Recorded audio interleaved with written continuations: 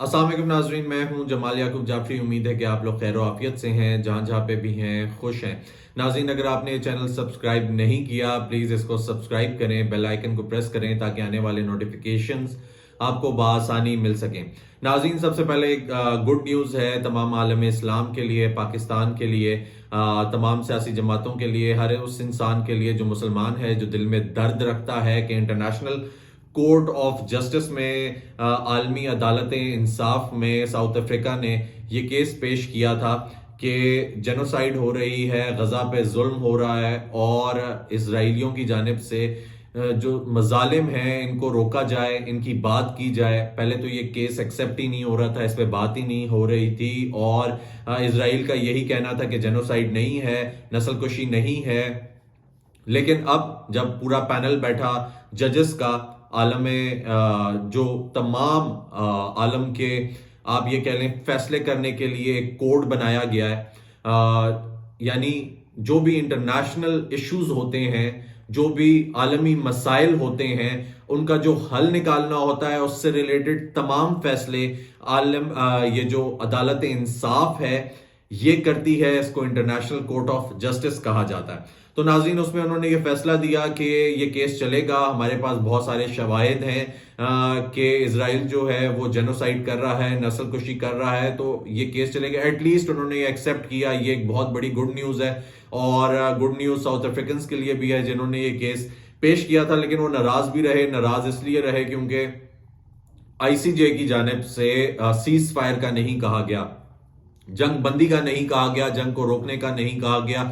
तो एटलीस्ट चलें, एक स्टेप है, एक पॉजिटिव स्टेप है जिसको अप्रिशिएट किया जा सकता है कि कम से कम किसी चीज पे तो आए। पहले जीरो से बहुत बेहतर है कि एक स्टेप हम लोग ऊपर आ गए। नाज़रीन, दूसरी खबर शामिल करूंगा पाकिस्तान तहरीक इंसाफ की जानिब से। उनके लिए गुड न्यूज है। गुड न्यूज ये है कि सनम जावेद साहिबा, शौकत बसरा, मेजर ताहिर सादिक और उमर असलम साहब को सुप्रीम कोर्ट की जानिब से अप्रूवल मिल गया है इलेक्शन लड़ने का। अब ये इलेक्शन में हिस्सा ले सकते हैं आने वाले। और सनम जावेद साहिबा काफी अरसे से अपने हस्बैंड के साथ हिरासत में भी रही, तो इनके बारे में ये भी है क्योंकि थोड़ी सी बोल्ड हैं, बात करती हैं। मरियम नवाज साहिबा को अक्सर तनकीद का निशाना बनाती रही। मजे की बात यह है कि सनम जावेद साहिबा जो हैं वो इलेक्शन मरियम नवाज साहिबा के अगेंस्ट ही लड़ रही हैं। तो ये एक चीज बड़ी जबरदस्त देखने को मिलेगी हमें आने वाले वक्तों में, इलेक्शंस के दिनों में। नाज़रीन, कुछ बुरी खबरें भी पीटीआई के लिए कि सैफुल्ला अबड़ो साहब, जो कि सेनेटर पाकिस्तान तहरीक इंसाफ रहे, 2021 के जो सेनेट के इलेक्शंस थे उसमें इनको टिकट दिया गया। टिकट देने के बाद ये कहा गया कि आप अब इलेक्शंस लड़ सकते हैं, आप पीटीआई का हिस्सा हैं। पीटीआई के जो बानी चेयरमैन हैं इमरान खान साहब, उनको सीनियर रहनुमाओं ने, लीडरशिप ने बहुत कहा कि नहीं, इनको टिकट देना चाहिए। उन्होंने फिर भी डट के कहा नहीं, इन्हीं को दिया जाएगा और फिर उनको सेनेटरशिप भी मिली। वो रहे सेनेटर काफी अरसे। और अभी जो हाल ही में फंड रेजिंग वाली कैंपेन चली थी पाकिस्तान तहरीक इंसाफ की, उसका भी हिस्सा रहे, उसमें भी तकरीर की। अभी भी उनके सोशल मीडिया अकाउंट्स पे इमरान खान साहब की तकरीर लगी हुई है। ये तमाम हवाला देने का मकसद ये है, ये तमाम बात करने का मकसद ये है कि सैफुल्ला अबरू साहब जो हैं वो बिलावल भुट्टो जरदारी साहब के हक में दस्तबरदार हो गए हैं। उन्होंने कहा है कि मैं अब इनके अगेंस्ट इलेक्शन नहीं लड़ता और मैं इनके साथ हूं। तो दूसरी एक और उनको जो सेटबैक है बड़ा, वो ये है कि अनवर जतोई साहब शर्जील मेमन साहब के हक में दस्तबरदार हो गए हैं। तो पाकिस्तान तहरीक इंसाफ में कुछ पॉजिटिव चीजें भी रही, कुछ नेगेटिव भी रही। अब सबसे बड़ी जो गुड न्यूज पाकिस्तान तहरीक इंसाफ के लिए वो ये कि चौधरी परवेज इलाही साहब, जो कि प्रेसिडेंट पाकिस्तान तहरीक इंसाफ रहे, अब नहीं है, उनको इलेक्शन लड़ने की सुप्रीम कोर्ट से इजाजत मिल गई है। चौधरी परवेज इलाही साहब सीनियर लीडरशिप में से वाहिद बंदे हैं जिनको इलेक्शन लड़ने की इजाजत मिली है आजाद उम्मीदवार की हैसियत से। एटलीस्ट उनके साथ, उनके लिए ये फेवरेबल है कि जब वो प्रोविंशियल असेंबली में बैठेंगे तो पाकिस्तान तहरीक इंसाफ को कोई डिफेंड कर सकेंगे, कोई बात कर सकेंगे अगर वो जीत गए तो अगर वो इलेक्शंस में आ जाते हैं, सामने आ जाते हैं, तो एटलीस्ट सीनियर लीडरशिप में से कोई जो है वो एक स्टेप ऊपर तो आएगा। नाज़रीन, अब जो सबसे बड़ी खबर सब इंतजार कर रहे थे कि पाकिस्तान मुस्लिम लीग नून का मैनिफेस्टो मंशूर सामने नहीं आ रहा। मंशूर क्यों नहीं आ रहा, बात की जा रही है, हर कोई सवाल कर रहा था, इलेक्शन सर पे हैं लेकिन मंशूर नहीं है, वोट किस बेस पे मांग रहे हैं। तो वो मंशूर सामने आ गया। कायदीन ने, जितने भी रहनुमा हैं, उन्होंने 27 तारीख को इससे खिताब किया, जो उन्होंने तकरीब की थी।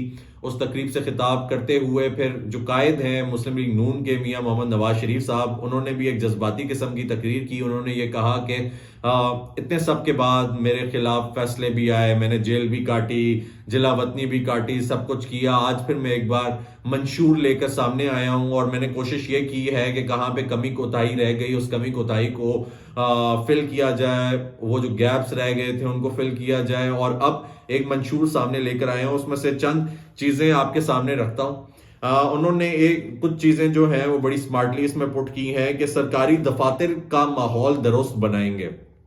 नाज़रीन, अगर देखा जाए तो पूरे मंशूर में से फॉर मी ये जो सरकारी दफातर का माहौल दुरुस्त करने में अगर ये कामयाब हो जाते हैं तो बहुत पॉजिटिव चीज है, क्योंकि सरकारी दफातर हमारे काम नहीं करते, फजूल में उनको तनख्वाहें मिलती हैं, वो तनख्वाहें लेते हैं, घरों में बैठे रहते हैं, ऑफिस नहीं चलते, ऑफ लेकर बैठे रहते हैं। और हर इंसान जो जो सरकारी नौकरी चाहता है पाकिस्तान में, वो इसीलिए चाहता है कि उसको पेंशनेबल जॉब मिल जाए, उसकी पेंशन लग जाए, दूसरा उसको काम कोई ना करना पड़े। बहुत हो गया तो सस्पेंड कर दिया जाएगा, वापस आ जाएंगे, कुछ नहीं होगा।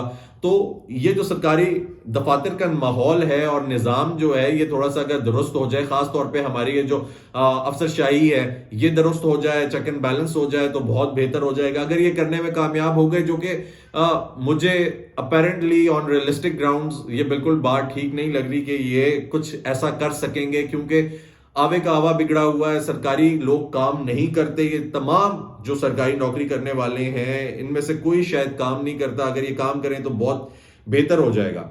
ठीक है, फिर उसके बाद जो अभी हालात चल रहे हैं उसमें कीमतों में उतार चढ़ाव पर काबू के लिए फूड स्टेबलाइजेशन फंड का इस्तेमाल करेंगे। इन्होंने कोई फंड निकालना है जो फूड स्टेबलाइजेशन का काम करेगा, और इन्होंने कहा है कि उसके थ्रू उसका इस्तेमाल करेंगे।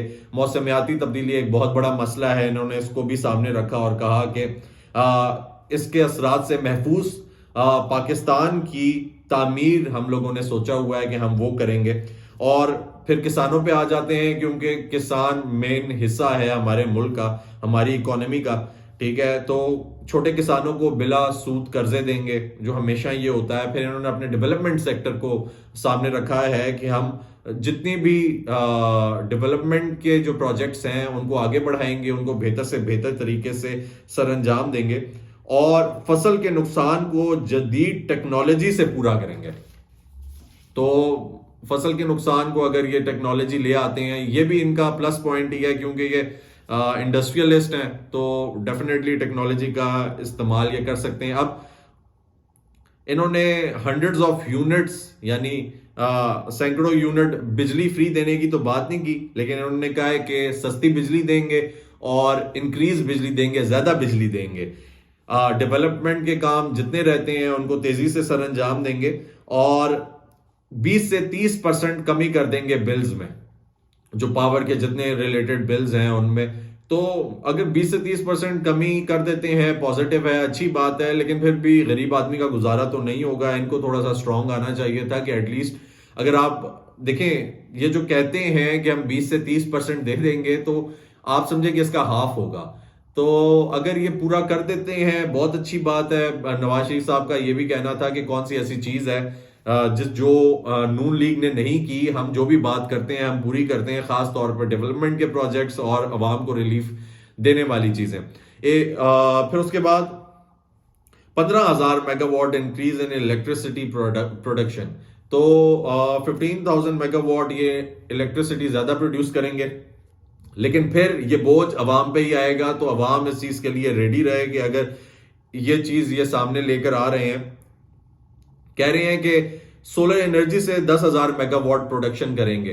तो सोलर एनर्जी के भी प्रोजेक्ट्स जो हैं वो, क्योंकि ये इंडस्ट्रियलिस्ट हैं, बिजनेसमैन हैं, वो लेकर आ सकते हैं, बेहतर तरीके से कर सकते हैं, तो ये शायद प्लस पॉइंट हो। पाकिस्तान में स्पोर्ट्स यूनिवर्सिटी बनाएंगे और 250 स्टेडियम्स और एकेडमीज बनाएंगे, यानी 250 स्टेडियम्स एंड एकेडमीज और पहली स्पोर्ट्स यूनिवर्सिटी।